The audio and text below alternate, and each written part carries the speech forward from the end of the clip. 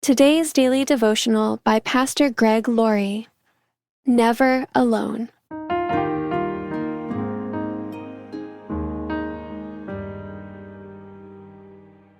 I can never escape from your spirit. I can never get away from your presence. If I go up to heaven, you are there. If I go down to the grave, you are there. If I ride the wings of the morning, if I dwell by the farthest oceans, even there your hand will guide me and your strength will support me. Psalm 139, 7-10. One of God's perfections is His omnipresence. He is present everywhere all the time. The psalmist captured the essence and implications of God's omnipresence when he wrote, "I can never escape from your spirit. I can never get away from your presence. If I go up to heaven, you are there. If I go down to the grave, you are there. If I ride the wings of the morning, if I dwell by the farthest oceans, even there your hand will guide me, and your strength will support me." Psalm 139, verses 7-10. If we extend that line of reasoning, it's not hard to see that the omnipresence of God can be comforting or frightening, depending on your perspective. If you're not right with God and you're trying to get away from Him, His omnipresence creates a huge obstacle.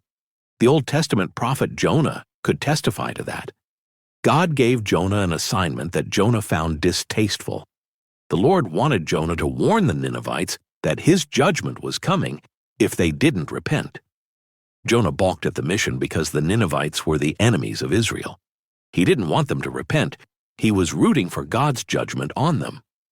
So he went down to Joppa and boarded a ship headed for Tarshish, away from Nineveh and presumably away from God.